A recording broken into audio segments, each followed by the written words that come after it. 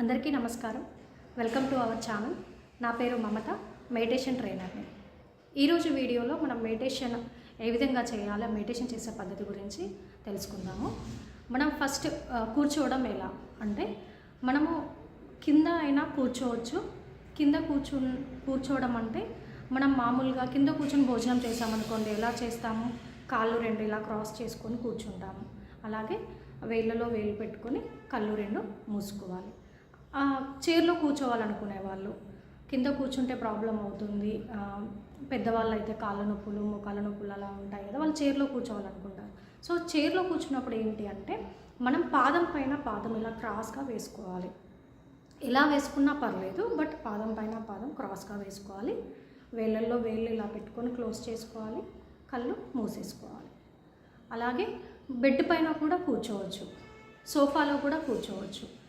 Even మీరు కాళ్ళు చాపుకోవాలనుకున్నా కూడా కాళ్ళు చాపుకోవచ్చు. బట్ కాళ్ళు చాపుకుంటే ఏంటి అంటే, ఇలా మనం ఎగ్జాంపుల్ ఇలా చాపామనుకోండి, సో కాలు పైన కాలు ఇలా పాదం పైన పాదం ఇలా వేసుకుంటాం కదా, సో అలా వేసుకొని కూర్చోవచ్చు. చాపుకోవాలి, నొప్పులు వస్తున్నాయి అని ఏదైనా ప్రాబ్లం ఉంటే అలా కూడా కూర్చోవచ్చు.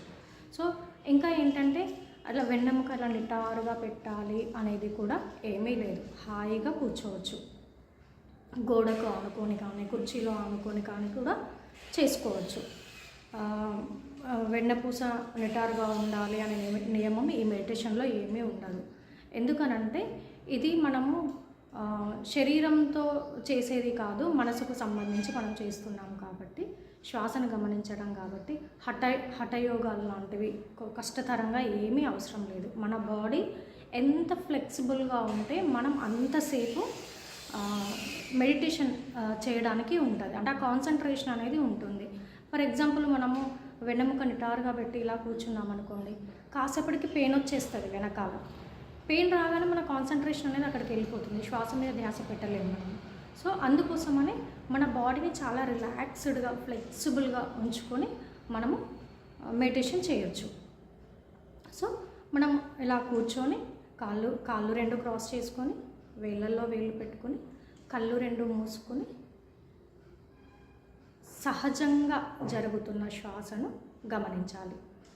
ఎలా శ్వాస లోపలికి వెళ్తుంది, ఎలా బయటికి వస్తుంది, ఎలా లోపలికి వెళ్తుంది, ఎలా బయటికి వస్తుంది, జస్ట్ దాన్ని అబ్జర్వ్ చేయడమే. మధ్య మధ్యలో ఆలోచనలు వస్తూనే ఉంటాయి. సో ఆలోచనలు వచ్చినప్పుడు ఆలోచనలను కట్ చేయాలి, శ్వాస మీద ధ్యాస పెట్టాలి. మళ్ళీ కాసేపు మీరు శ్వాసను గమనించగానే మళ్ళీ మైండ్ డైవర్ట్ అవుతుంది, అది సహజమే. ఆలోచనలు వస్తూ ఉంటాయి, మళ్ళీ ఆలోచనలను కట్ చేయాలి. మనం అక్కడ గమనించాలి, ఆలోచన వచ్చింది, మనసు పనిచేస్తుంది అని చెప్పి మనం గమనించి మళ్ళీ మనము శ్వాస దగ్గరికి వచ్చేయాలి, శ్వాస మీద ధ్యాస పెట్టాలి.